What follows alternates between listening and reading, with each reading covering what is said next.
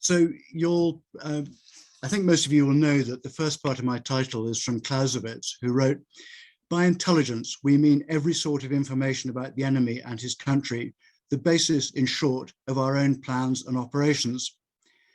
In this case study of the British-French Spring Offensive of 1917, I argue that the performance of German intelligence, though mixed, was better than its often poor reputation suggests. In fact, it was central to good operational performance. So I'll begin with a brief outline of sources and structures. As we heard yesterday, up till August 1914, the main German intelligence sources were military attaché reporting, probably the most trusted, open source material from professional and other journals, more or less clandestine trips to areas of interest by officers, and a relatively small amount of espionage. Trials had begun on air reconnaissance and interception of Russian wireless traffic. Now, the war changed all of this radically. This 1917 diagram of input to a divisional intelligence officer portrays the dense network of reporting which now existed. I'm showing you this as a graphic illustration, not to take in the detail, and just to run through some of the sources here.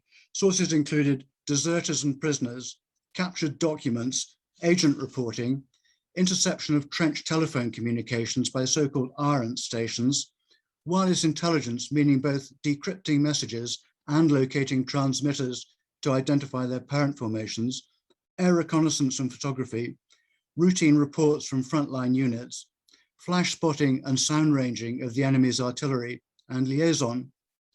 Now, the main producers of this intelligence were the secret intelligence service known as 3B, part of OHL, the signals troops, the Air Force, and of course, frontline units.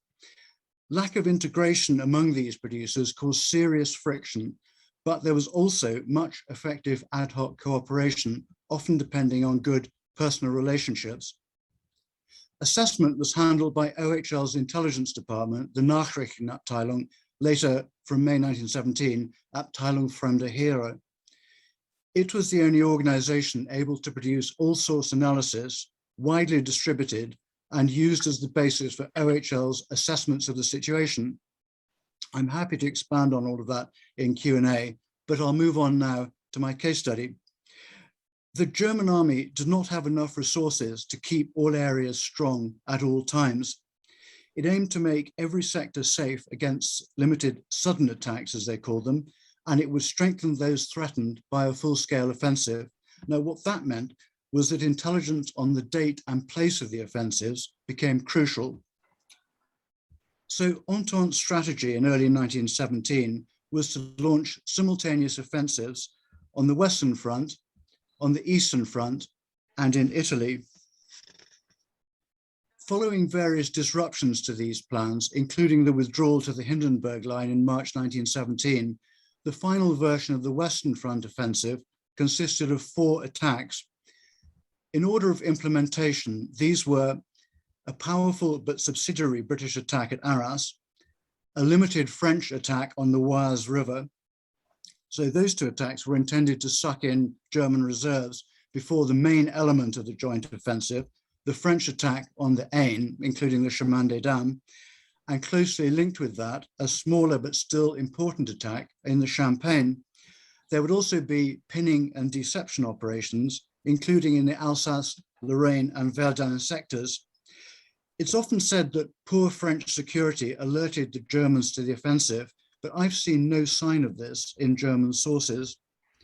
The Germans certainly expected a major Entente offensive, though, but they were unclear where its main weight would fall, and perhaps that reflects the influence of the Entente's deception operations. February 1917 brought some clarity. The Austro-Hungarians intercepted Italian reporting from an inter-allied conference in Petrograd, which was discussing the combined offensive, and that gave useful details of priorities and dates, including of the Western offensive. A local attack on French First Corps captured the manual on how to conduct the spring offensive. Prisoners and an order captured at the same time showed that the Corps, which the Germans rated highly as offensive troops, was moving to the Aisne for a major attack. The next day, air reconnaissance was tasked to follow up this lead, producing evidence of new construction strongly suggesting an attack in the Aisne sector. Wireless intelligence showed major French reinforcements moving into the area, and frequent trench raids helped identify French units. On the 26th of February, which is 6 or 7 weeks before the offensive actually started, Ludendorff issued a circular based on an intelligence department assessment and on known enemy reserves. He concluded that the French would attack on the Aisne and on the Oise River. Other subsidiary operations were also possible, including in Alsace. The main British attack would be on the Somme, he thought, with limited attacks possible in other areas, especially at Messines near Ypres and Vimy near Arras. So by the end of February, the Germans had correctly identified the area and extent of the main French effort and one of the subsidiary operations.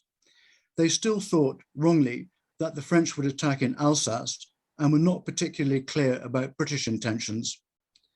Early April brought further important intelligence. A raid captured a document setting out the assault orders for the 2 right-hand French corps.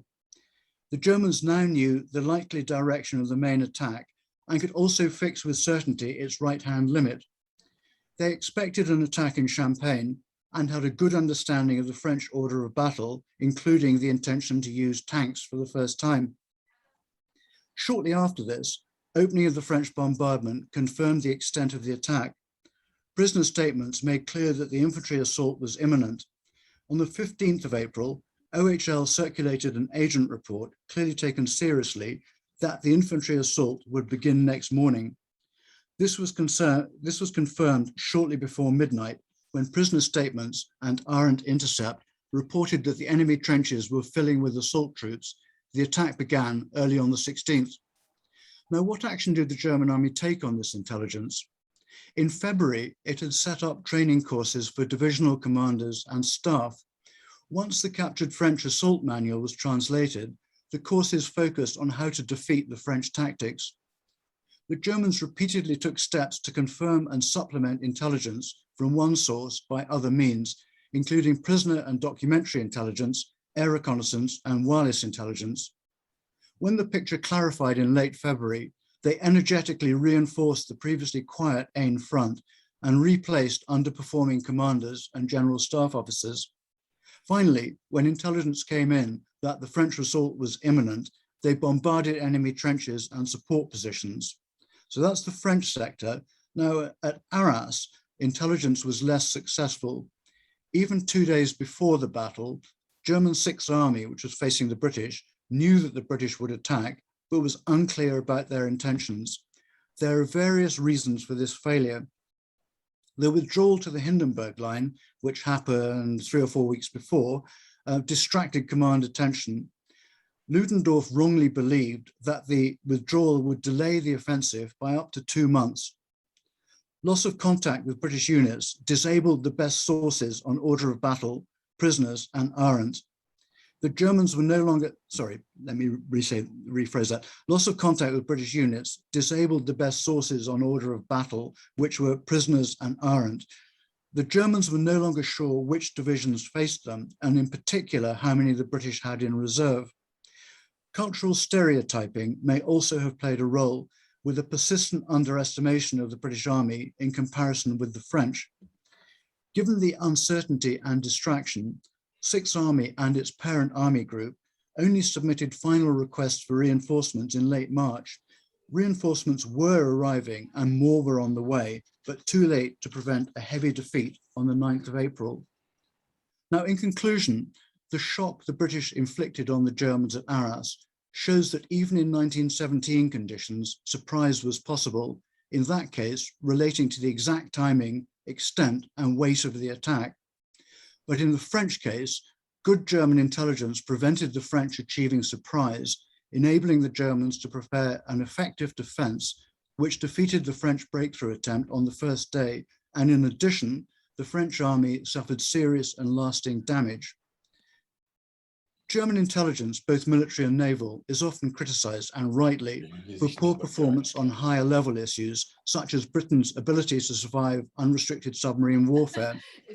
However, the case of the 1917 Spring Offensive illustrates that properly handled, good intelligence from lower level sources could produce important strategic results. Also, in a situation where Germany had lost the strategic initiative, good intelligence was a precondition for effective allocation of resources and hence successful operations. In other words, intelligence was indeed the basis of our own plans and operations.